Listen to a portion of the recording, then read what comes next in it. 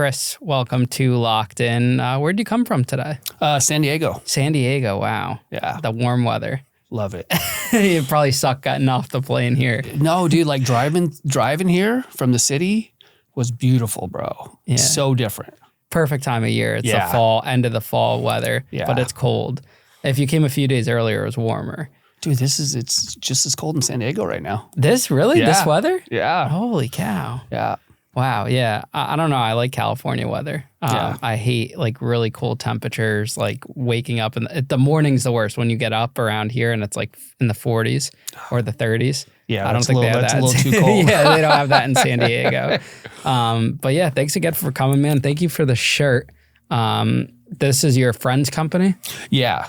If you want to just explain what it is and where people can find this it's just a friend of mine. He started it. Can I say? Yeah, you can say. So he started this thing with a friend of his, just T-shirts that were "fuck fentanyl," because of so many people dying of the fentanyl crisis. And then he started his own podcast, and he's killing it right now. That's awesome. So I just wanted to give you that and kind of promote his thing because he's doing a lot of good out there. What's the name of his podcast? Fuck fentanyl. Oh, that's the name of it too. Oh, okay, cool. Yeah. That's awesome. Were you on his show before? I was, yeah. Okay. That was the first podcast I did. How did you guys meet?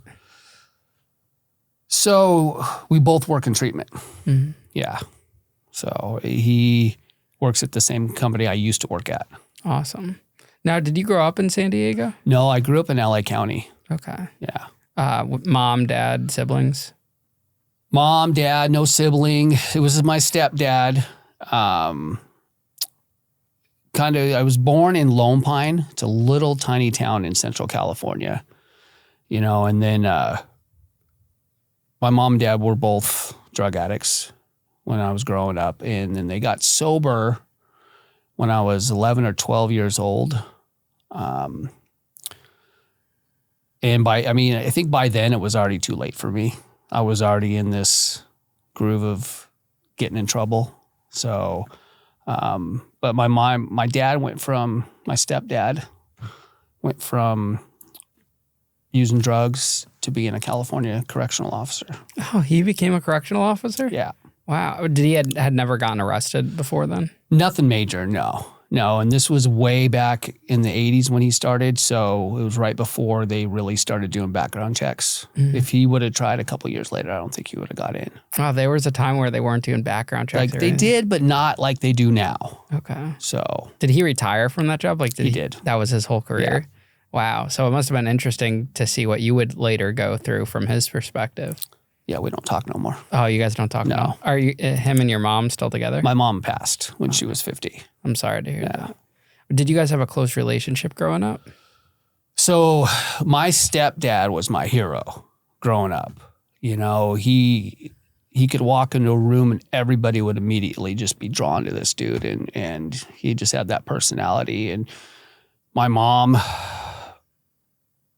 bless her soul, we loved each other, but we could not stand each other. We were really, she was only 15 years. She had me right after she turned 16. So we were more like brother and sister. Yeah. It's tough when you have a child really young. Yeah.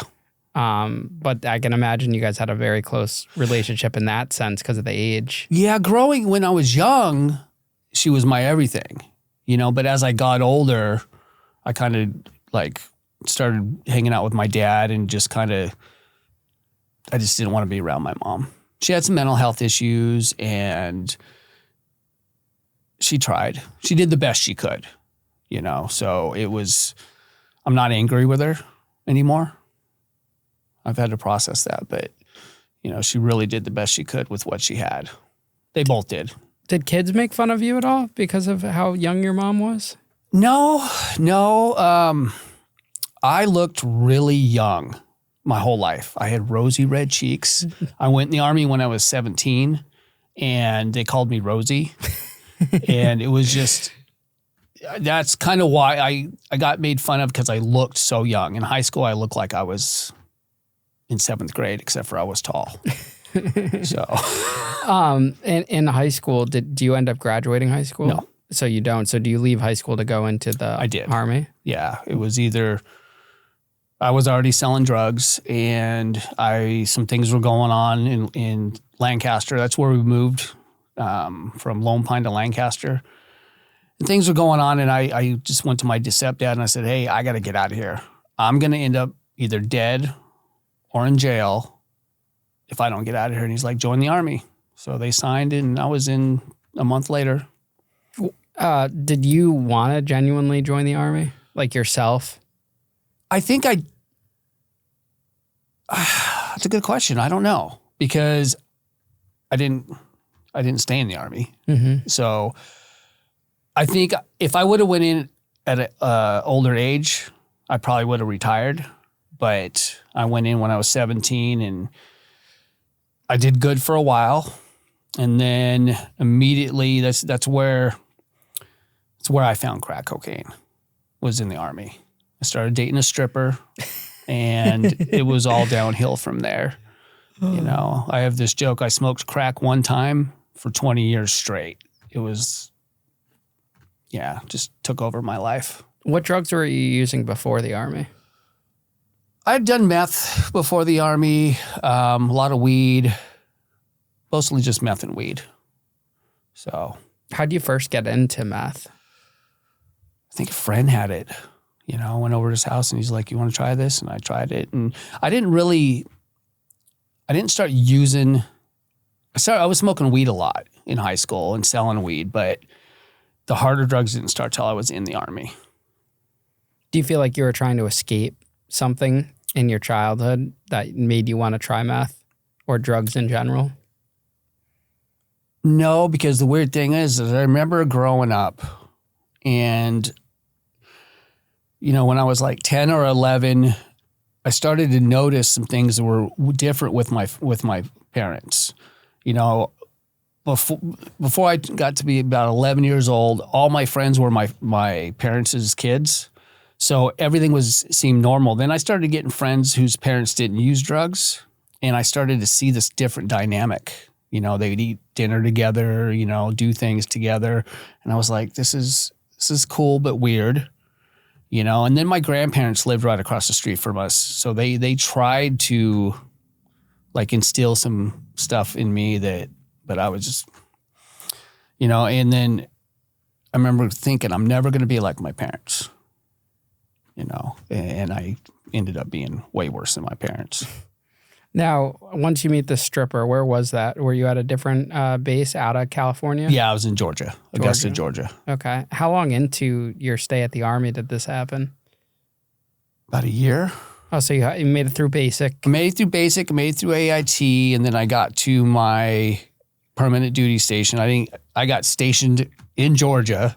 You know, I was hoping to be stationed in Germany or something like that, but I got stationed right in Georgia. And were you clean that full year that you were in the Army? Oh, you were still using? Yeah, I was smoking weed, doing acid, doing ecstasy.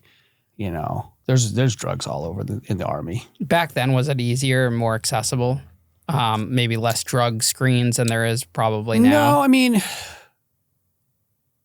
I don't know what it's like now, but if they suspected, and they'd test you, and they also would do randoms.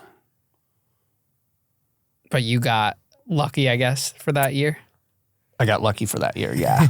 Yeah, real lucky. Were you able to still focus, or were you just doing like just the right amount of drugs? No. Soon as so I would go to Atlanta with my buddy, you know, on our days off and like do acid, go to shows, do some ecstasy, and then come back and just be okay. But once I met the stripper and started doing cocaine... No. I mean, the first night I smoked crack, I robbed some dude, you know, and then I started robbing drug dealers on the street corners, like within a week or two of smoking crack. While in the Army? Yeah. And you're 19 years old? Yeah, about 19, yeah. Are you wearing your uniform while you're going and robbing these guys? No, okay. No. So basically, once I started smoking crack, I decided I'm going to take some time away from the Army and just not show up. So AWOL. I went AWOL, yeah. How long were you AWOL for? The first time I was AWOL for about 28 days. And then because I knew after 30 days you're a deserter. So I went back and then went AWOL again. And then I got in a motorcycle accident and I broke my femur bone. And I had my buddy's ID because he was older, so I can get into bars. And so when I was in the hospital, they phoned my first sergeant and said, hey, Mike's he's in the hospital, but he was in formation at PT. So they're like, wait, I thought you were in the hospital. And then they put 2 and 2 together and realized it was me. Mm.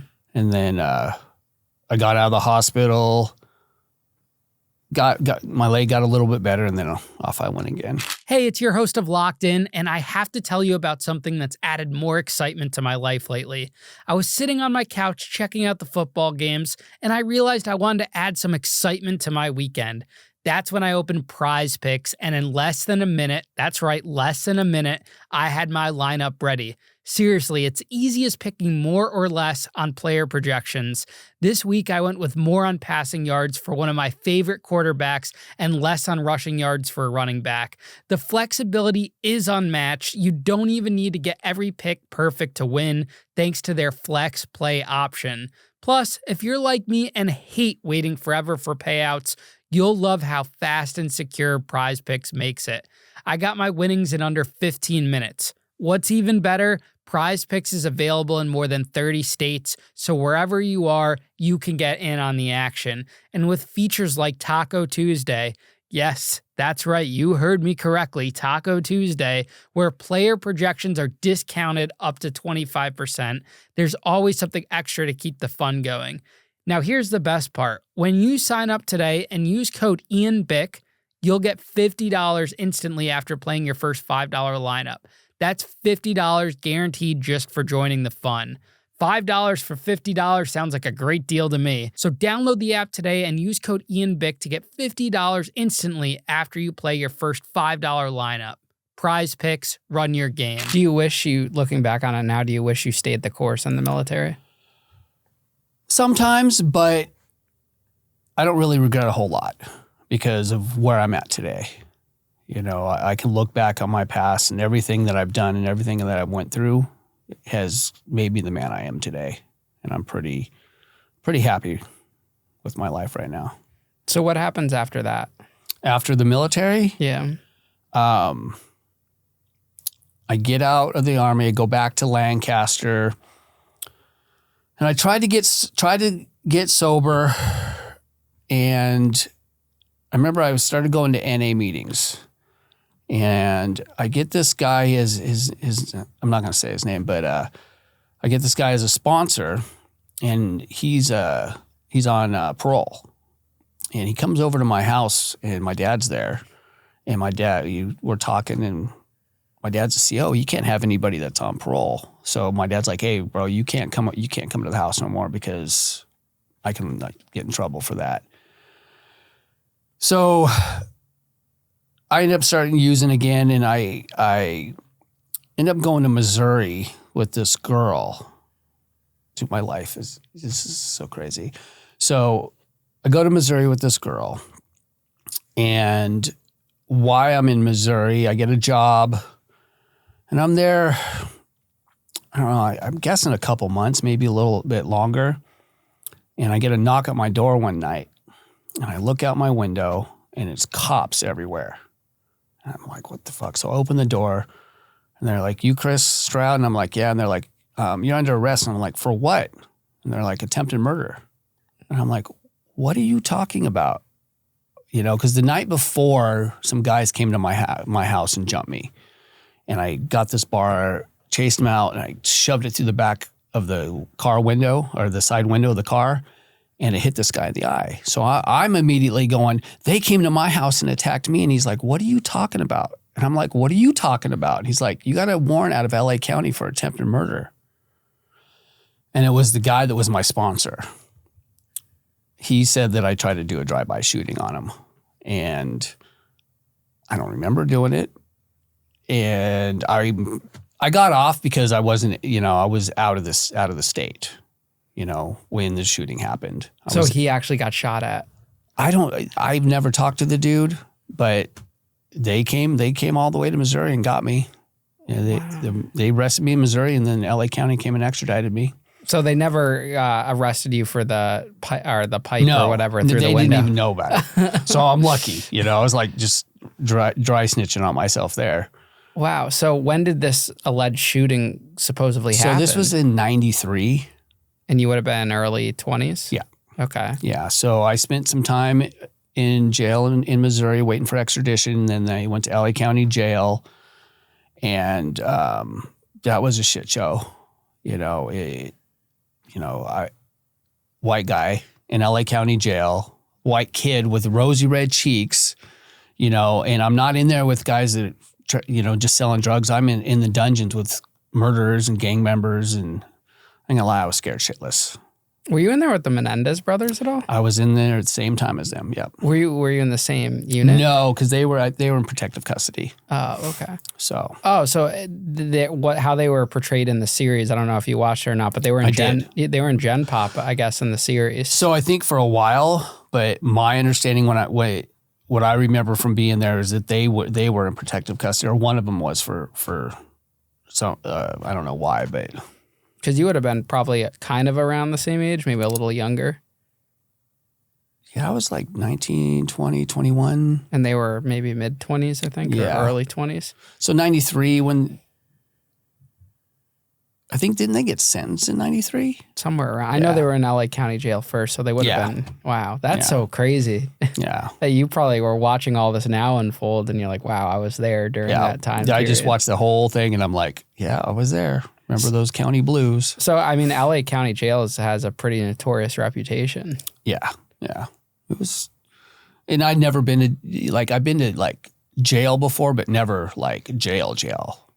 I've been to smaller jails, just for the night or something like that, but going there and being stuck there, it was horrible.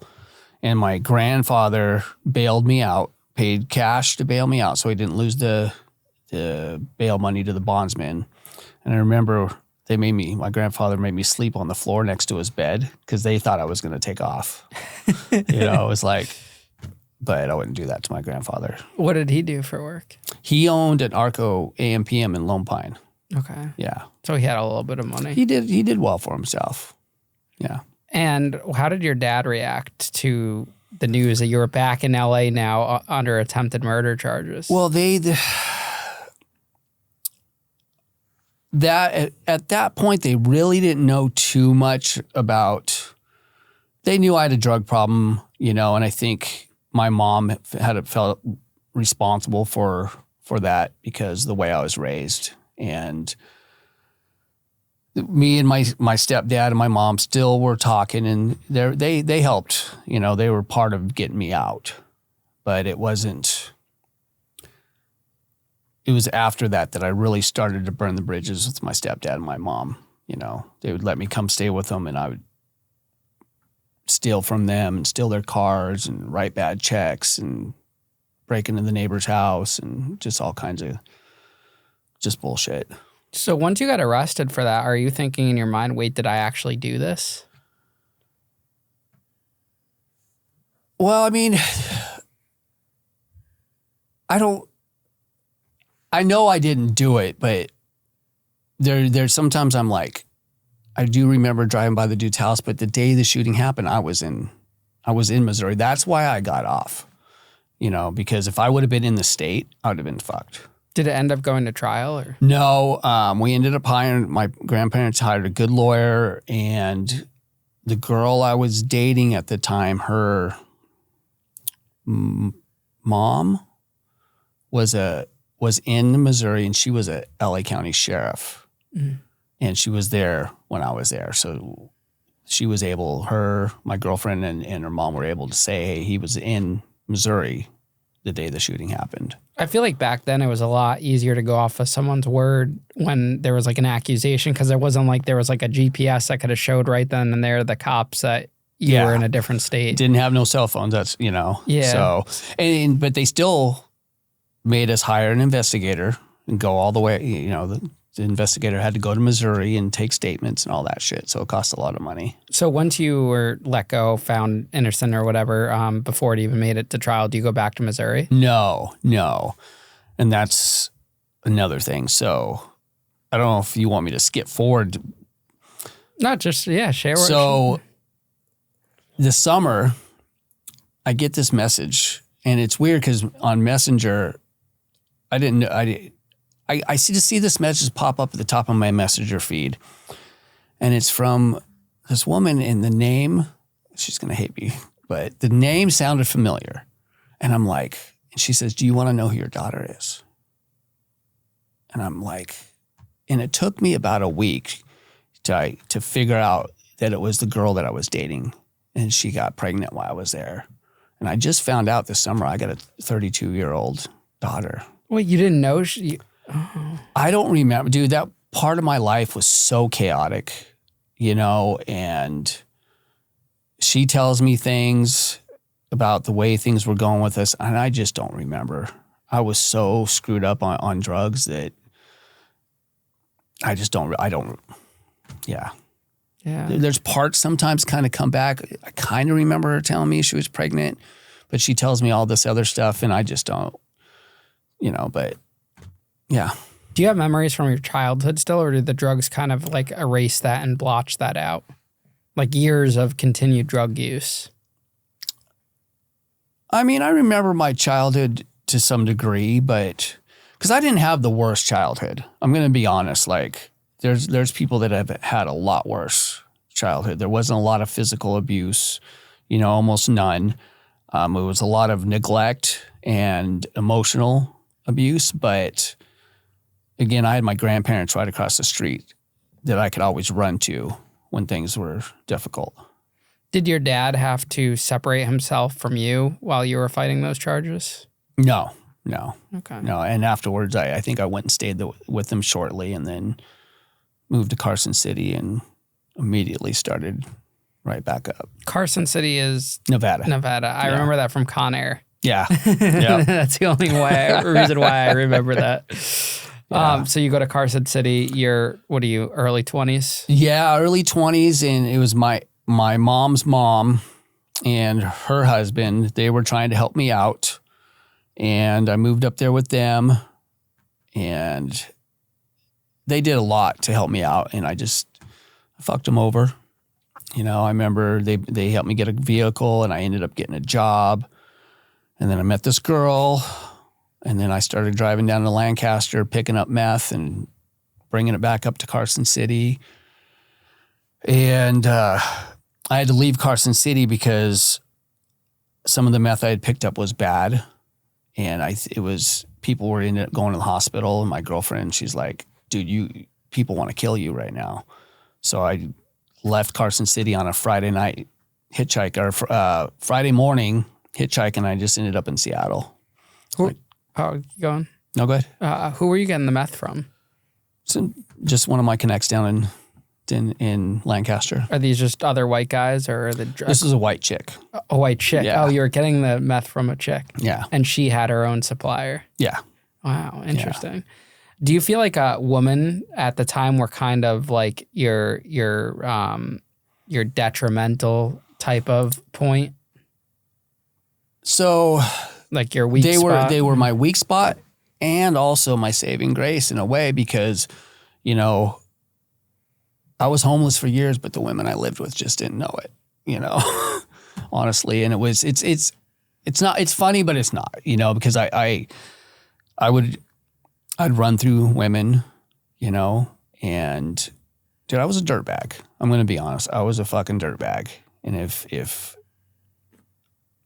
I ran through you, usually I'd date a girl I don't think any girls ever last more than 2 years before they were like, dude, get the fuck out. Or I'd just disappear. What do you think you were searching for? I think I was looking for myself, and the thing is with me and crack, it was this thing where it was this love-hate thing. Like, I would do it, and when I didn't want to.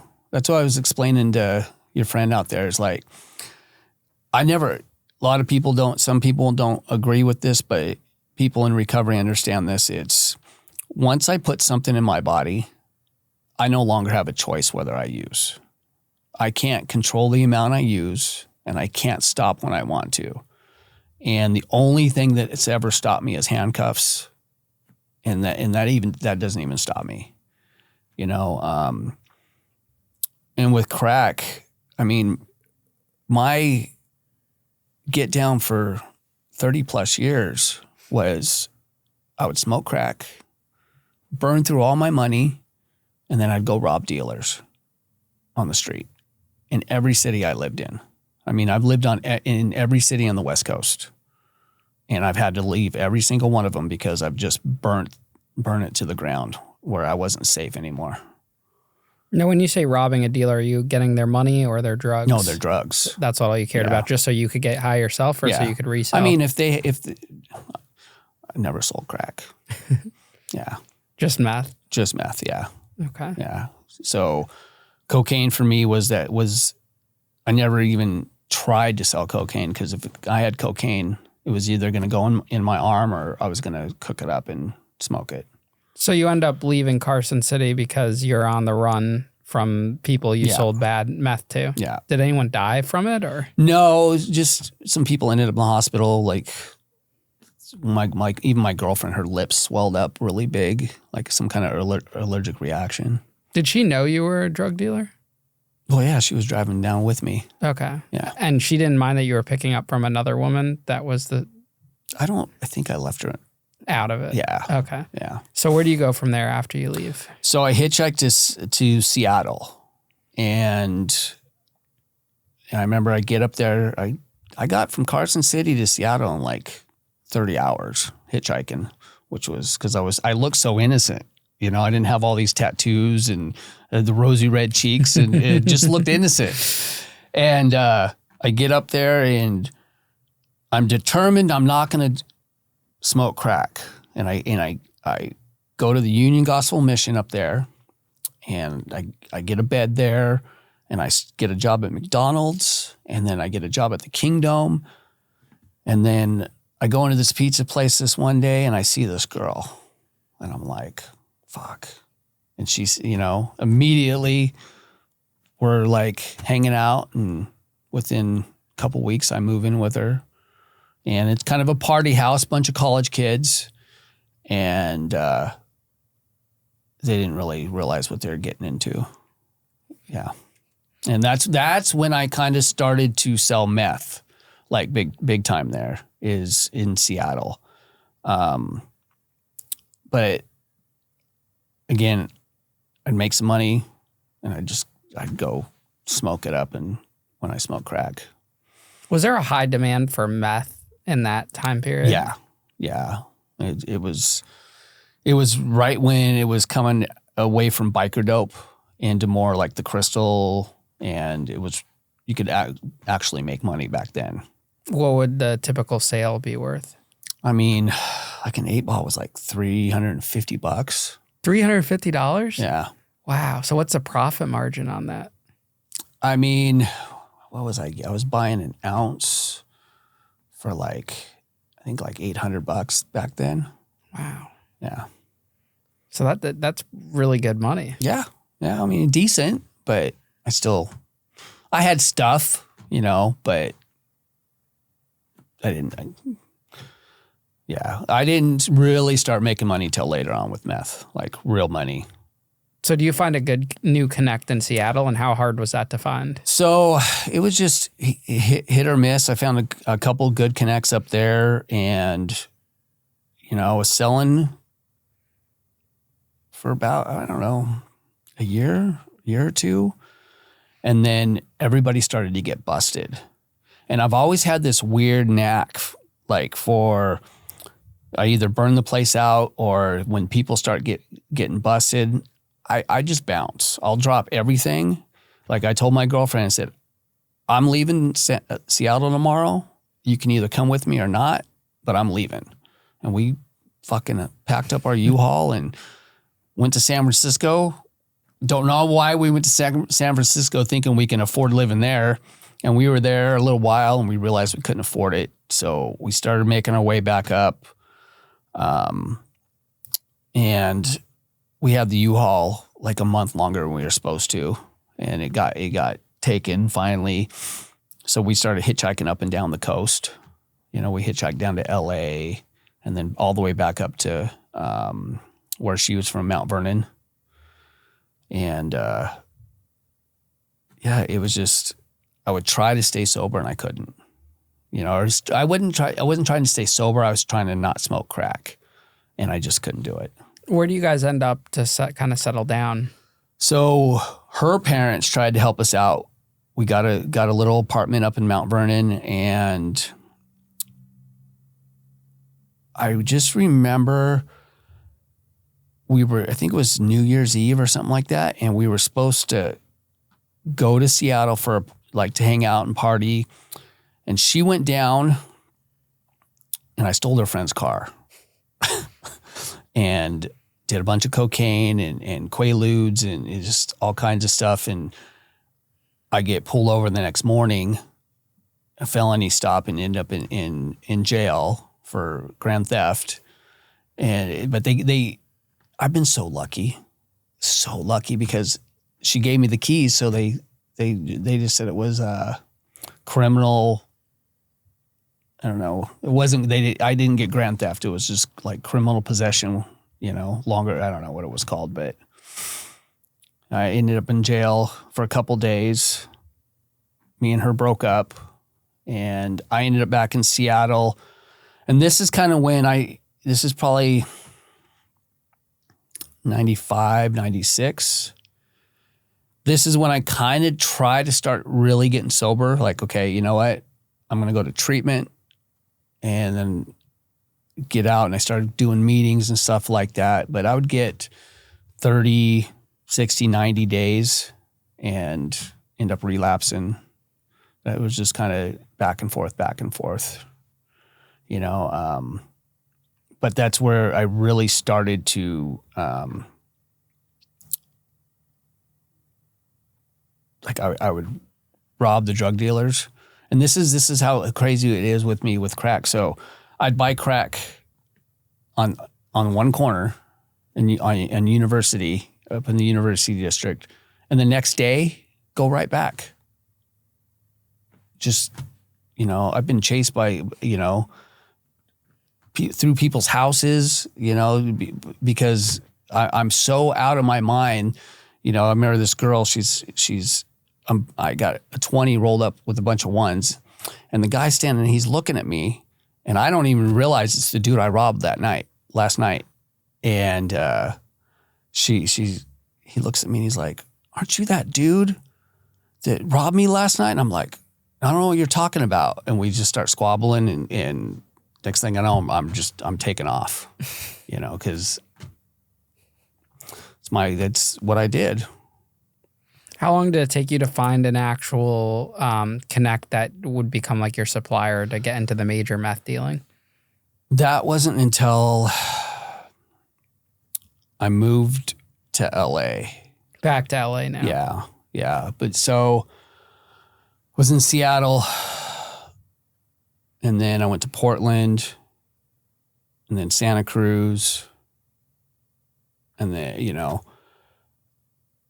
back to my parents' house, and then I ended up in LA for a few years.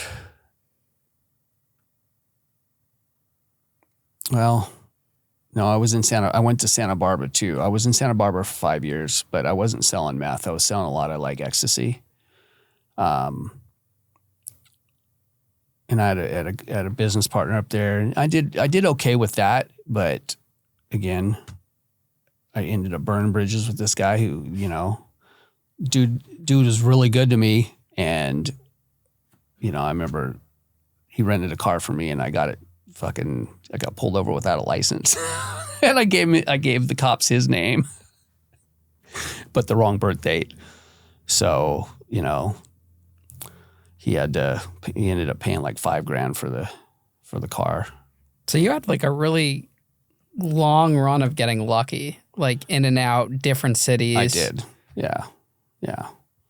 All while high. Yeah.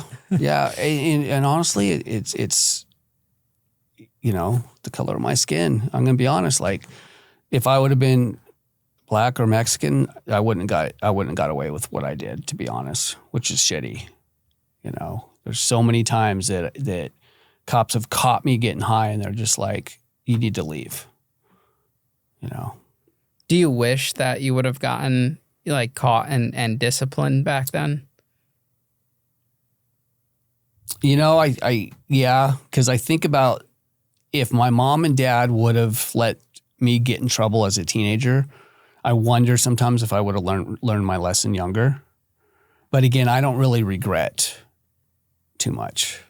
You know, the only thing I really regret is the time I've missed with my kids. You know, I've got 4 kids that I don't have a relationship with any of them. You know, that's the one thing I wish I could fix. And I'm hoping that as long as I stay sober and I keep doing what I'm doing, they'll see that I've changed.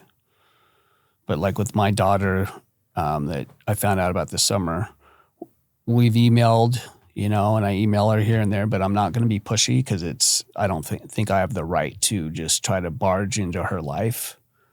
You know, this is something she's got to decide if she wants a relationship with me. How old were you when you had your first kid? She was my first, but I didn't know about it for years. Yeah. You know, and then I got another daughter, and then I got 2 sons, all from different women. So now you're back in LA. You're probably in your 30s. No, so I was in Santa Barbara from my late 30s to early 40s. And then, like I said, I did okay. I mean, when I say I did okay there, I don't know why I even say that because I was off the chain. That was probably one of the worst times for me, really, as far as smoking crack. But I was able to kind of like have this facade of being okay because I was selling enough drugs to not be robbing as many crack dealers as I used to. But when I moved to LA, you know, I ended up meeting this guy who sold me pounds for super cheap. And that's when I really started to kind of get meth. When I started moving weight, the meth helped me kind of really get away from the crack. Like I wasn't smoking as much crack. So I was able to kind of maintain a little bit. And I was under this delusion that, oh, things are cool. I'm not smoking crack, you know, maybe a couple times, you know, here and there, 2 or 3 times a year at this point. But I'm shooting up mad amounts of meth and still committing crime and transporting drugs from LA to San Diego and shipping them from LA to New York and Chicago. You know, I'm so lucky I didn't get busted for that. How are you able to do all of this while, you know, high? Like not thinking straight, not being clear. Are you just like seeing it from other people do it, or? I mean, I just been selling drugs my whole life, you know, and I wasn't very good when I'm smoking crack. That's all I think about. But with the meth, like I said, I was under this delusion because I had money, I had a car, I had a place to live, I had a girlfriend. I felt like, oh, things are fine. Everything's fine, you know. But I look at pictures of me when I was high, during that time, and I was fucking miserable. I was like 60 pounds lighter than I am now, and I'm not a big guy. So just imagine, yeah, you know, dark circles under my eyes, a shaved head, you know. This is the first time I've had hair in years. Usually it's Bick bald. So, yeah. Well, most people don't have hair at your age, so you did it reverse. Yeah. You saved it for your later years, so yeah. it worked Everybody now, they're like, why didn't you grow your hair? And I'm like, I don't know. Just, you know, wanted to have that look, I guess, that intimidating look, you know, and I had prison tattoos on my neck. So you had prison tattoos by the time you got to LA again? I had one here, and then I got another one when I was in federal prison. But that didn't happen yet, right? No, that didn't happen yet. Okay. Yeah. The connect you made in LA, white guy? Or, white guy, yeah. And was he with a criminal organization at all or just kind of solo? I think it was just solo, you know, but I think it all comes from one place. Mm-hmm. Yeah. But you never got involved with like those heavy hitter type people? Well, my indictment when I went to federal prison, I'm just going to say this, they're south of the border. I'll just say that. But you probably never met a single one of them. Yeah. Yeah. So how long is your run in LA and then what are you doing? So I'm just selling, I'm selling weight in LA and I'm going from LA to San Diego and I'm selling in San Diego and LA. And then, things get hot in LA. So I moved to San Diego and I just pick up in San Diego and I'm there. I moved back to San Diego 2015 and not really smoking that much crack, but I'm selling a lot of meth. And I remember about a year and a half before the feds picked me up, I was just like, I got to stop doing this. My luck's going to run out. I felt it, you know, like a lot of people that sell drugs, they'll tell you that they felt it before they got busted. And I remember telling myself, okay, I'm just going to do it for one more year. One more year. Just save up some money. Did it for a year, didn't have nothing saved. And got busted. Now, do you have people under you or is it just you moving this? I mean, I got people selling for me, but not, you know, I would sell ounces to people and they would, you know, so they weren't doing it for me, but I tried not to sell little amounts if I could. How does the meth come packaged when you're buying in bulk? Usually just in a fucking big baggie, like a big freezer bag. And you have to break it down yourself individually? Yeah. And do you have like a scale set up and everything? Yeah. So you were able to function enough to do all of that? Yeah. Okay. Yeah. I was growing weed at the same time. And did you have your own place or where were you living? Yeah, I had my own apartment. I had one bedroom, blown that out as a grow room in their apartment building. Did you ever get involved with like cooking meth at all or you just... No, I mean, I knew some cooks, but I didn't get involved with that. It didn't intrigue you? No, too much math, I think, you know, so. Hey, you know, you stay in your own lane. Yeah, yeah. How much money would you say you were making a week at that time? So, I mean, I remember when I was in LA, right before I went back to San Diego, I think I made like $60,000 or $70,000 in like 5 months, you know, and I thought I was doing okay, but I was never this big time drug dealer, you know, it was more of,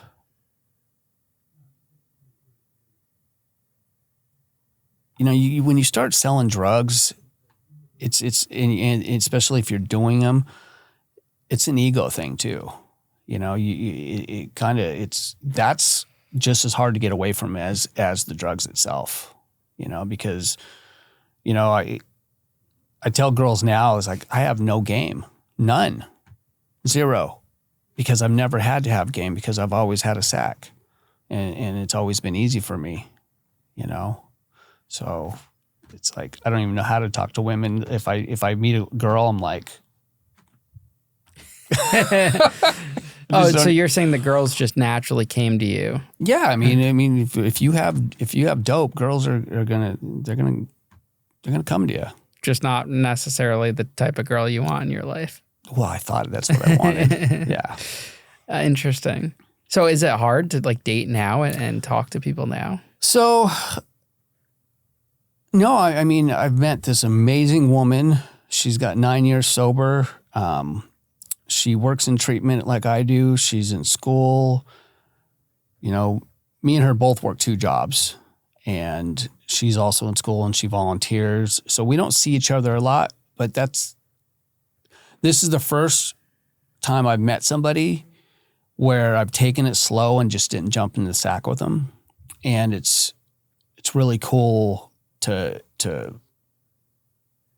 experience this, because I'm really, even though we don't spend a lot of time together, when we do, we get to know each other, and, I don't know where it's going, but, it's cool. I wish we could see each other more often, but we're both so busy. It's life. Yeah, life. So tell us about how your lucky streak ends and you end up getting caught. So I'm dating this is 2018. I have this, all of a sudden my luck just runs out, right? Runs out. So I'm gonna backtrack a little bit. So me and my stepdad in 2011, we end up going, he buys some property in Arizona, and I go out there and we start growing weed together. He finances it. I do all the work. And I don't want to get into it because I don't know, he'll probably never hear this, but he doesn't talk to me anyway. But some shit went down and the gun got pulled and the cops ended up coming because the gun goes off. And I end up leaving Arizona. They want me to press charges against my stepdad for assault. And I told him no. And because when I go back to San Diego from Arizona after all this with my stepdad, I keep getting these emails and calls from the police saying that we want you to press charges against your dad. And I'm like, no, I'm not going to do that. And they said, well, if you don't, we're going to charge you with felony grow. And I'm like, whatever, do what you got to do. But I'm not going to press charges against my stepdad. I don't hear from him again till 2018. I'm leaving a casino in San Diego and I get pulled over for a taillight or something. And they tell me I have a warrant out of Arizona for growing weed. Almost 7 years had gone by. Like if it would have been a few more months, I think the statute of limitations would have been up. So I end up going to jail in Arizona. I'm on probation. And I come back to California when I'm not supposed to be in California.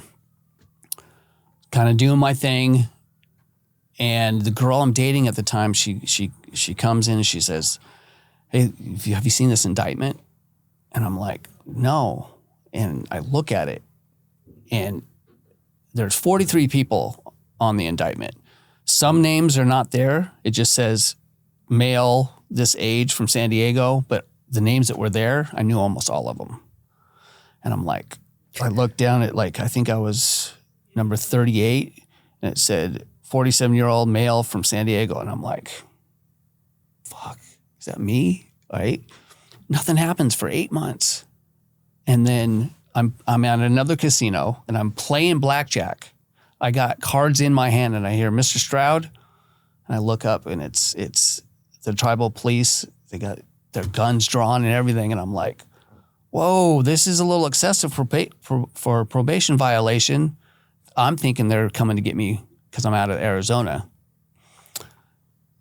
Get into county jail in San Diego. And I'm like, are you guys going to book me? I just want to get a bunk. And they're like, no, the feds are going to come get you in the morning. And I just knew. I knew right then and there. I knew what it was. And I'm like, all right, time to get comfortable. Why do you think they waited 8 months? I think they were watching me, because I don't know if I should. If they would have got me for what I was really doing, I would still be in prison. Had all those suppliers dried up too? Because did they all get busted when that indictment first came out? So that indictment came out and it was connected to Mexico. God, I shouldn't have said that actually, but it was that indictment and then 3 other indictments came out after that because of that indictment. Mm-hmm. I mean, I think in total 300 and something people got busted over 3 years. Wow. And in 3 or 4 different indictments that were all kind of connected. It's crazy that you saw it and you knew that it could potentially be you. Well, I knew so many people on that, on the list. I was like, it's got to be me, you know? And I remember I was working and I kept seeing these fucking look like they're just undercover cop cars, but I kept seeing them drive by. And of course I'm on meth, so I'm thinking, oh, maybe I'm just being paranoid, but I wasn't. So the feds come and they pick you up. Yeah. What do you end up getting charged with? So the original charge was conspiracy to distribute over 500 pounds of meth and money laundering for a certain organization. I'm just not going to. Yeah. Were you actually money laundering or was it just tied into it? Everybody on the indictment got the same charges. And then when they broke down the charges and the only evidence they had against me was talking about 9 grams of heroin or 12 grams of heroin. On the phone? On the phone. So they had you on a wiretap. Yeah. So this was just one big RICO. Yeah. Wow. Yeah. And you're probably a very like low on the totem pole guy. Low. And I remember I'm sitting in it's called GEO. It's I don't know, you know what GEO is? Mm-mm. It's a private prison company. Oh, a GEO. Yeah. Like GEO. Yes, I know what those are. Okay. So I'm there and I'm waiting on just waiting. And I remember they keep coming to get me for court and they want me to go talk to the U.S. attorney, and I got all the boys over here. You can't go talk to the U.S. attorney. You can't do that. And I'm like, fuck you, I'm not going. Trying to, you know, like my original sentencing guidelines were 3 to 20 years. So I don't know how much time I'm looking at. And my head's already thinking, okay, well, I can't go talk, you know, to anybody. My lawyer was telling me, here's what my lawyer is telling me. He's like, you got to cooperate. I'm like, fuck you. You see what's on my paperwork. I'm not cooperating, period. It's not happening. And he keeps coming in, and finally I had missed 3 appointments with the U.S. attorney. I told him no 3 times. And my attorney and the investigator come in and they meet with me, and the investigator goes, listen, if you do not come and hear the charges against you, at least let the U.S. attorney read you the charges. He's going to just give you a flat 10. And I'm like, what do you mean read the charges? He's telling me I got to go cooperate. He's like, no, this is just where you're going to go. It's a proffer. Reverse proffers. Yeah. Regular proffers where you're talking to them. Yeah, reverse, whatever they tell you the charges, right? Yeah. So I thought about it and I'm like, all right, how can I work this to where I don't get in trouble with the people, with the boys, and maybe not get 10 years. So I go and I listen to the charges, and they have audio of me. And so they play the audio, and I just was like, you know what, shut it off. And I said, Mr. Sutton, he was the U.S. attorney. I said, I don't want to waste your time and my time, but I don't know anything about anything. And even if I did, I couldn't say anything. You know, you see what's going on here. And he's like, would you take 36 months? And I'm like, 36 months, 10 years? I said, yes, but the only thing that I'm going to ask you for is on my paperwork, my name can be the only name on there. I said, if you can do that for me, I'll fucking take the deal. And he did it, you know? So that saved my ass, because you know the deal. If you sign and there's anybody else's name on that paperwork, you're admitting guilt for them too. Yeah, that's something I learned in federal prison. Like I had some old bunkmates or people that I stayed with that took plea deals, but there's other people's names on there. So technically they're labeled as a snitch. Yeah. Even though they didn't testify or anything too. Yeah. Yeah. You know, and now I look back on it, and all that bravado and all that bullshit. Yeah, I mean, I've always been streetwise. I've always kind of kept my mouth shut. But now I look back on it, and I don't hate people for doing that shit. I'm a grown ass man now, and you know what? If you don't want to spend 20 years in prison, you do something like that, I'm not gonna hate you for it. Back in the day, I would have. But now that I'm sober and things have changed, it's just. But it's honestly like, don't get involved to begin with. Absolutely. Because that's part of the game too, you know? Yeah. It really does it's like a whole different, rabbit hole. So you plead out to the 36 months. Yeah. And honestly, I only got 24 months. Oh, the judge gave you 24 months. Judge gave me 24 months. And I think that was it because I was in during COVID. Okay. So a lot of people that were in during COVID got a lot of time knocked off. So you got sentenced during COVID? Yeah. Is what happened? Yeah. And you were out on bond during this whole thing? No. Oh, they fucking were not giving me any kind of bond, or I sat and waited. So did you get like time served almost? Yeah. Okay. So I got busted September 3rd of 19, and I got out May 15th of 21. So do you spend your whole time in the geolocation? No. So before I knew exactly how much time I was going to get, I was in jail for like 3 months, causing all kinds of shit because I was politicking. So they send me to Orange County Jail, right? And you got to understand, when I'm in jail, I'm like eating, I'm working out, shaved head, and I get to Orange County Jail, and some shit's going on there. There's this guy that has the house for the white guys, and I'm hearing all kinds of shit, and I'm like, so I take the house, and shit goes. Wait, you become like the shot caller? Kinda. Just for the house, just for that pod. I wasn't like a yard guy or nothing like that, but it was a skinhead that so I don't want to even get into it, but so I have the house it's a dorms of 200 men, and I fucking hate being in dorms, so I'm causing all kinds of shit, right? And I remember I met Chow one day, and I'm leaving the Chow hall, and I get thrown up against the wall, and this cop goes, "Are you Hollywood?" And I'm like, "I don't know what you're talking about." And he goes, "Lift up your shirt." And I used to have this big tattoo of California on my back that said Hollywood. And he's like, "What is this?" I said, "I'm not going to tell you shit, you got to find out."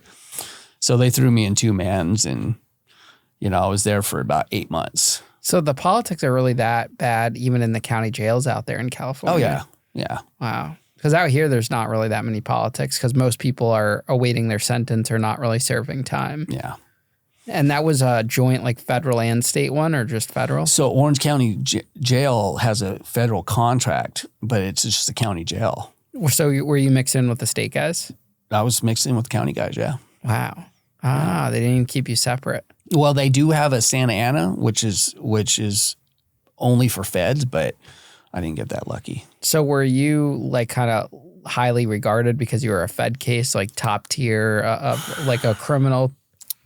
I mean, the younger guys maybe thought that, but there's some guys that, from Orange County that, they've been sitting in there for 8-10 years fighting their case for multiple murders. I didn't want none of that.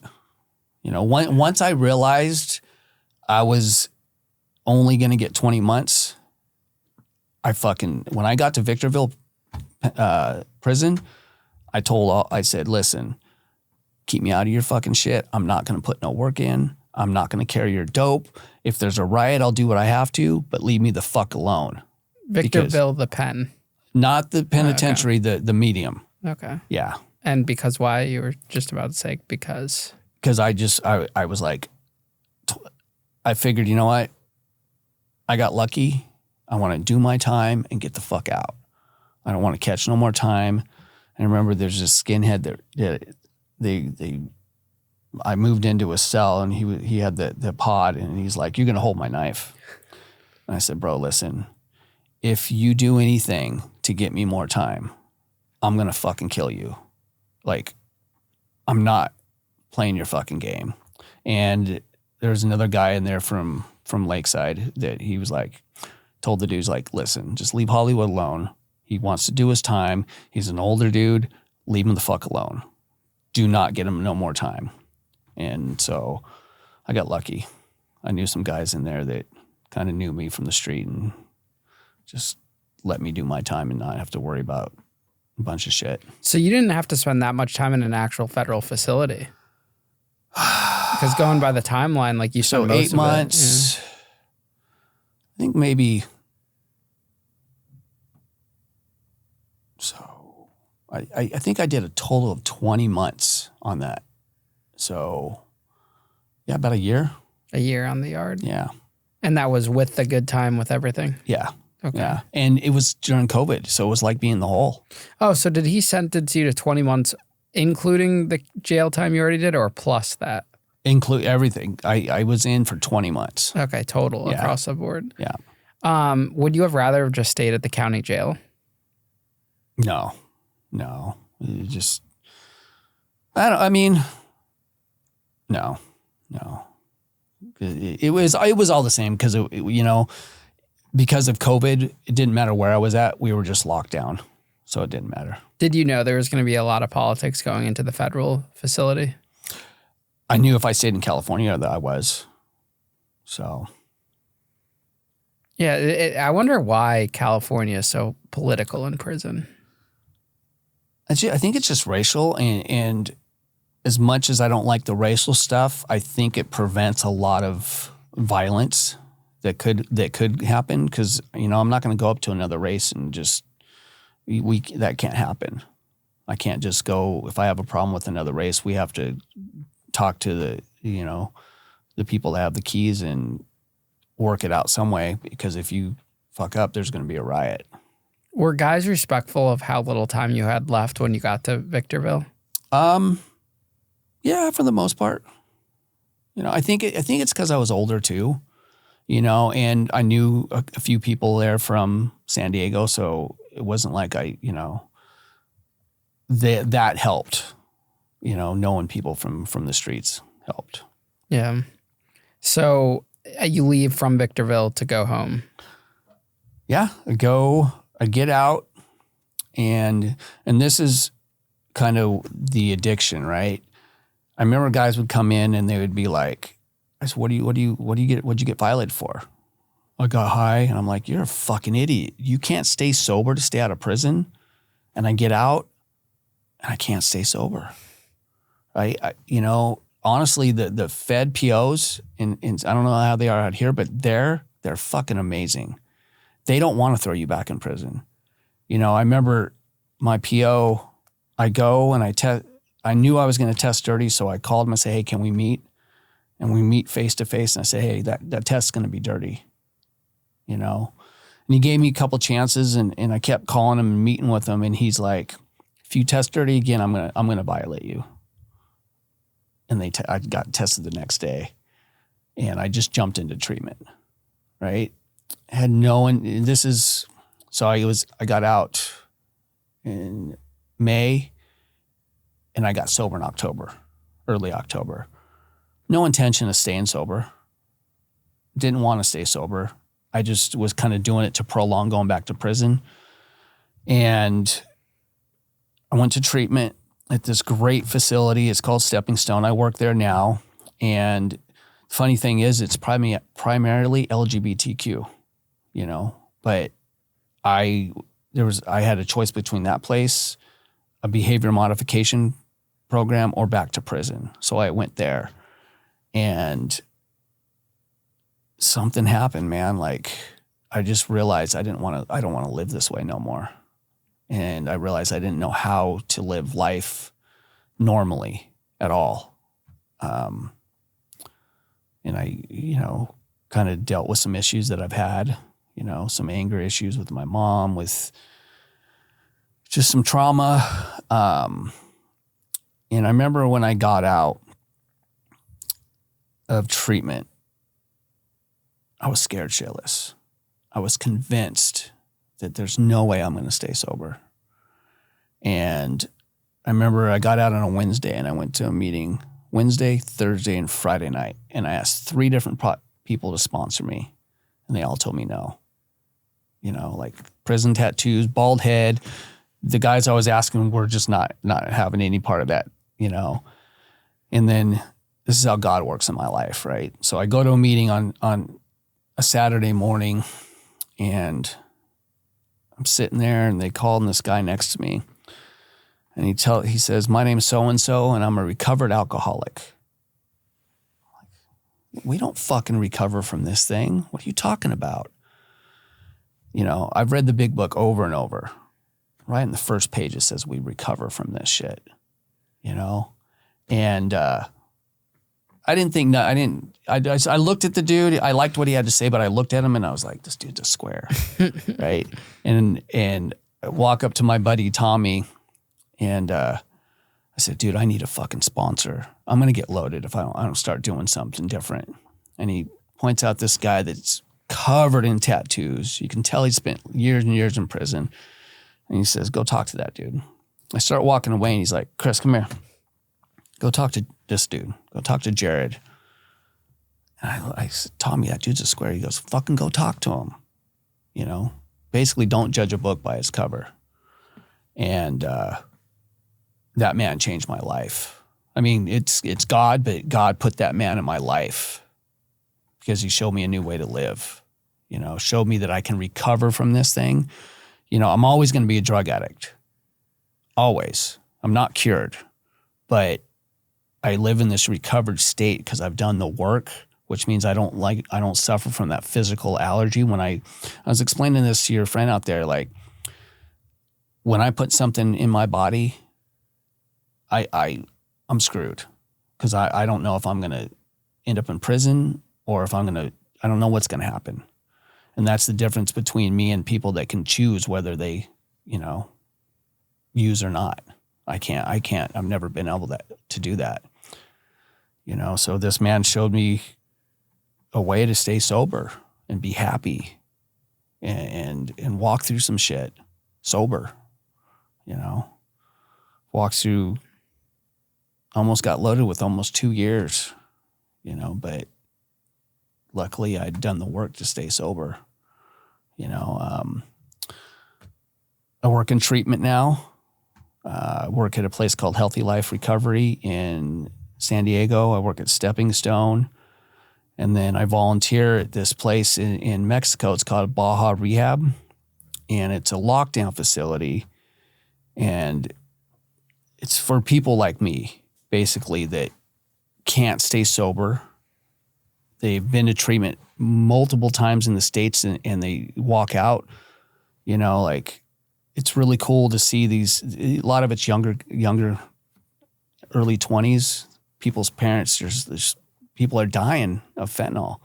So their parents take them to Mexico and they put them in this lockdown facility and you just see this change because they get away from the drugs and away from the streets long enough to start letting the fog clear. You know, it's an amazing place. So, yeah, I mean, my life is amazing today, bro. Amazing. I'm so grateful for everything that I've been through. You know, I know my story's a little jumbled, but everything that I've been through has got me to where I'm at today. You know, and that's why I wanted to come on this podcast, because I'm hoping that there's people out there that are going to hear this I understand that hopelessness, and I hope that they get some hope from this. That as long as you're still alive, you have a chance to change your life. You know, it doesn't matter where you're at. Just this, it's absolutely possible. Do you think that, you know, healing those wounds that you were looking for at a young age that we were talking about earlier was a big step in your recovery too? Yeah. Like figuring out what those issues were and kind of addressing those? Absolutely. You know, when I was in treatment this last time, there's a guy there that he's my boss now, and they have this thing called family group, and this is how much of an asshole I was in treatment. I was so angry. My first family group was the people with over 30 days, and then like outside family members would come in. But one of this woman was there. Her son had just died. And I was sitting there with my arms crossed, just angry, like, this is fucking stupid. Why do I have to be here? You know? And it was because I didn't realize it was just, I felt, because I, you know, like I don't really have a whole lot of family left. You know, my mom's passed, my grandfather passed, my real grandmother, the only person in my family that talks to me that I grew up with is my step grandmother. You know, so this man asked me to write a letter to my mom, and it was super. I didn't realize how angry I was at her, you know, and I realized that I was angry at her for. So she left me with my grandparents the first part of my life, first few years, and then she came and got me. And I didn't realize this till I got sober, but I was really angry at her for doing that because she couldn't even take care of herself. So why did she come get her kid when she could have left me with my grandparents? But I mean, what mother doesn't want to be with their kid, right? So I get it, you know. But writing this letter and then he asked me to read in front of the whole group, and that's when the healing process started, because I'm this big tattooed dude in a mostly LGBTQ community, just bawling while I'm reading this, you know. And that's when I finally just let go of all that shit, and I started to, you know, actually be honest with my therapist, you know, get honest. That was one of the biggest things, because I didn't want to be honest with anybody. Didn't even want to be honest with myself. How do you feel about your prison tattoos now? They're all covered. You got them all covered up? Yeah. I got a whole back piece now it's still getting worked on, but you can't see the Hollywood. I mean, if you look, I'm sure you can see it, but I just, you know, all that's who I used to be. You know, it's always going to be part of me, but I just wanted to get all that stuff covered up so I didn't have to look in the mirror and be reminded. I'm glad I didn't get my face blasted. Why were you thinking about it? Oh, guys were trying to get me to get my face blasted, though, you know, when I was in there. I'm like, at one point, I almost did. Wow. You know, I think it was before I realized how much time I was going to get, when I thought I was still looking at like years and years. But I'm glad I didn't. Do you feel like you participated in those prison politics because it felt like a family in a way, or fulfilled something that you were missing? No, you kind of have to.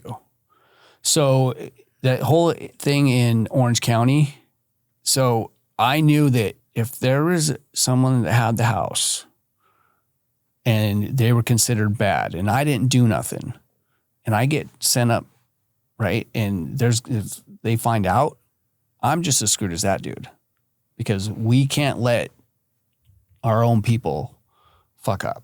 We got to, you know, and that's how California is.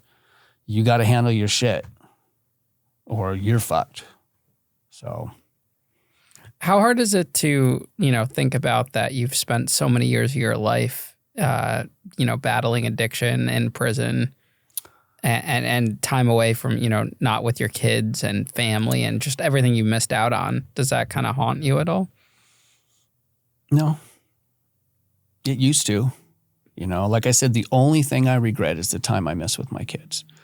You know, I got a daughter that she'll probably never speak to me. This is, you know, I don't even know if she knows I'm alive. My son, Jacob, I really hope that he will reach out to me one day, because I spent the first 3 years of his life with him. And then I got a son up in Washington named Chance that I've reached out to his mom, but again, I have no right to just try to intrude on their lives. You know, so I'm hoping that they will eventually experience enough life to know that life happens and shit happens, and it doesn't mean I don't love them. I was just selfish and I didn't know any other way to live, you know, but I would love to have a relationship with them all. But as far as the time in prison, you know, all the time that I on the street doing what I did, I'm grateful for that, because I can use that. I use that today in my jobs, you know, like I can relate to these people that are coming in. You know, I worked at a detox in San Diego for about 11 months, and it was a county-run facility. And there was guys I knew from prison coming through there, and they're like, "Bro, you're sober," you know. And when people that know me, you know, they see that I'm sober, they're like, I cannot fucking believe you're sober. I never thought you would be sober. And they see that I'm sober. So, you know, I'm grateful for all of it, man. What advice would you give to someone that's struggling to get sober? Stop doing it your way. Take some fucking advice from people that have walked this road. You know, if you really want to get sober, stay out of your own head and do shit you don't want to do. Because I'm going to tell you right now, even today, if I start doing what Chris wants to do, I'm fucked.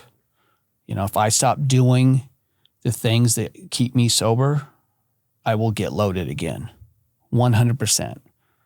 You know, I get a daily reprieve contingent on my spiritual maintenance. That's why when I left here, I went outside and I kind of stood there and I just prayed for a minute, because, you know, I didn't want this to be me. I want this to be God speaking through me, you know, because I'm not a very elegant speaker. I'm sure you can tell. I thought you did amazing, man. Yeah. You know, I just don't give up. Don't give up. As long as you're alive, you have a chance, you know, and like I said, if there's people out there that need help, you know, we'll put some contact information on whatever, however you guys do that, or I'll put it on I'll figure something out, you know, but you just don't give up. There's help out there. And yeah, man, life is amazing sober, you know, and it's not always great, but it's better than it was. All you got to do is just keep pushing forward. As long as you know you can have more days ahead of you than you have behind you. That's my goal. My goal is to get the same amount of years sober that I used. So I got to make it to, I think, 87 or 88. But that's good motivation. Yeah. It keeps you on track. You just got to find something that keeps you going, that gets you up every day. Dude, I love my jobs. I work a lot, but I love my jobs. I surf, you know. I've started doing stand-up comedy. Really? Yeah. That's cool. Well, I did it once, and I did pretty good. I did pretty good, you know, like I choked at first, but I pulled out of it. Why comedy?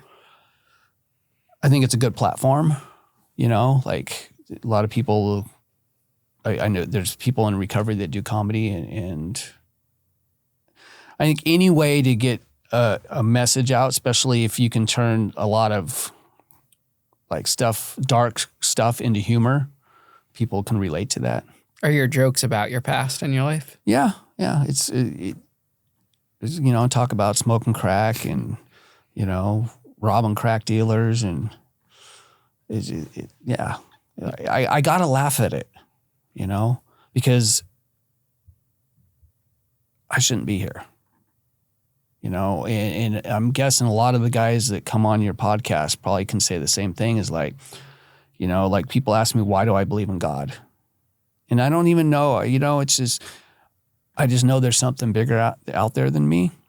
And I believe that God's always been carrying me, because I know people that have tried doing what I did one time and they get killed, you know, so why me? You know, why did I get to walk through all the shit that I went through? And it's because God had a purpose for me. I ask myself that every day, you know, and once you find that purpose, and I feel like that keeps you going, and you know, like you're on the right track. Yeah. Just like I found mine with this, you know, I feel like everyone that's come on the show has kind of found their purpose, because when you look at it, you're like, wow, I should not be here right now. When you look at all the stories compared to some people who have not lived that life, but have followed down that same path somewhat, but don't get to live to tell the tale. Dude, you're killing it. Like you're blowing up. It's coming together. It is, dude. Like, because I would listen, and then all of a sudden I seen all these lights recently, and I'm like, oh fuck, I'm gonna be on camera. I was like, I got all nervous. It's cool, but it also helps that it's just me and the guest. You know, it's very comfortable, relaxed, and it's just it's a very normal experience. I've totally forgot about all of it. See, honestly, it's pretty cool. Yeah, it is. It's comfortable, and it just that's what it's all about. You know, just normal people sitting down and just having a conversation, and that's when it comes out the best. Yeah, I feel you made me feel comfortable. Awesome. You made me forget about the whole all this shit. So yeah, I did my job right today. Yeah. Well, Chris, thank you so much for coming on the platform. Thank you for having me. I really appreciate it. Of course. I hope you enjoy your time in New York City. You're going to the city today, or yeah. And funny thing is I have a friend that's in my home group. He just so happens he's going to be in New York at the same today, and he's staying 2 blocks away from me. Awesome. And it wasn't planned. Oh, cool. So you guys get to see each other? Yeah. Okay. I'm probably going to go to a meeting tonight. Oh, you should have brought him today to come. No, I think he's flying in. Yeah. Oh, okay. Right cool. now. Well, I hope you enjoy that and safe travels back to California and keep killing it with everything you're doing. Thank you.